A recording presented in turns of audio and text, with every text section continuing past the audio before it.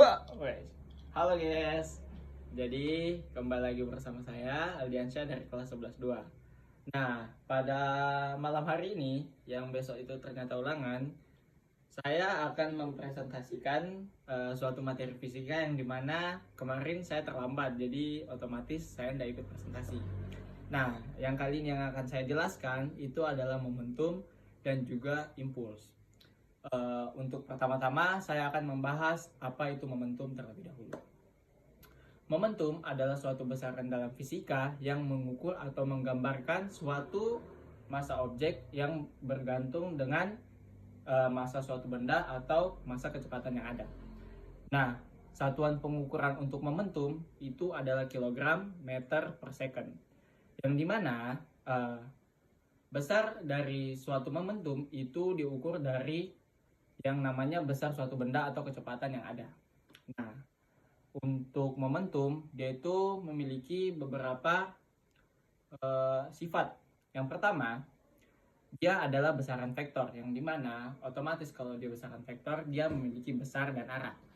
Yang kedua, momentum itu dapat berubah tergantung dari benda, tergantung dari massa benda atau kecepatan yang ada.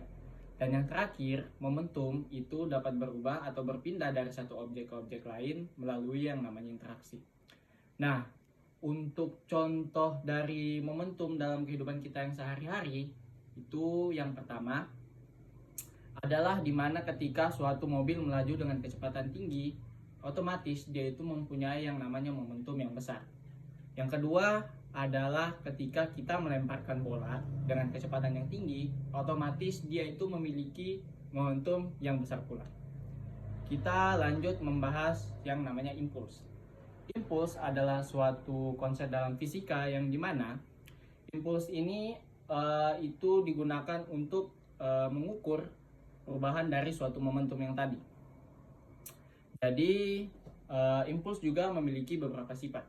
Yang pertama, impuls adalah besaran vektor yang otomatis dia itu memiliki besar dan juga memiliki arah.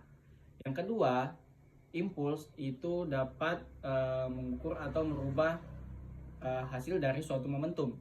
Dan yang terakhir adalah impuls itu dapat dipindahkan melalui satu objek ke objek lainnya melalui interaksi. Dan untuk contoh impuls dalam kehidupan kita yang sehari-hari itu semisal dua mobil yang bertabrakan, dua mobil yang memiliki kecepatan yang tinggi itu bertabrakan, yang otomatis memiliki perubahan suatu momentum. Yang kedua adalah ketika bola dipukul menggunakan alat pukul, yang dimana dia itu memiliki perubahan kecepatan atau perubahan suatu momentum. Mungkin untuk presentasi kali ini kita cukupkan terlebih dahulu karena kita akan lanjut ke contoh soal yang ada. Terima kasih.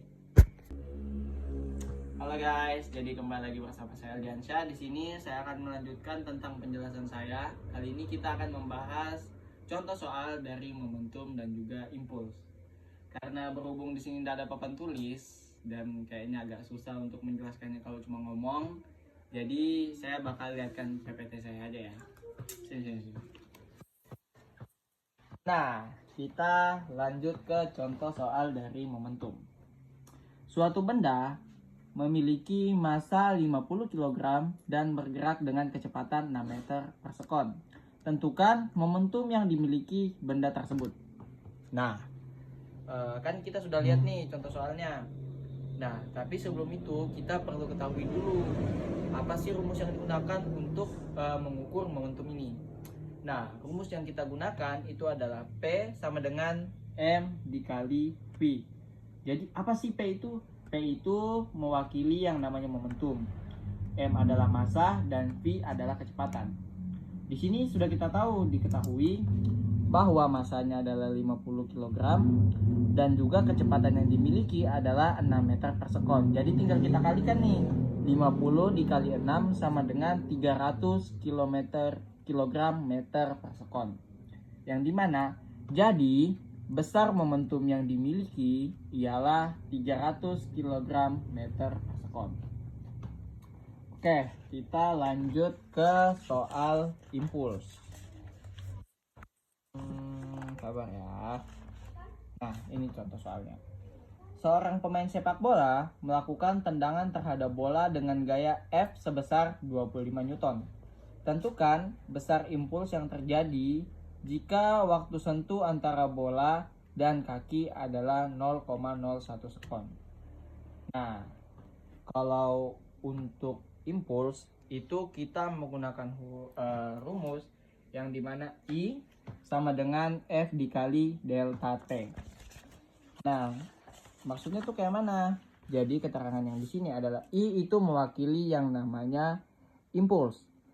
F itu adalah gaya impuls atau Newton, sedangkan delta T adalah waktu sentuhan antara gaya dengan benda.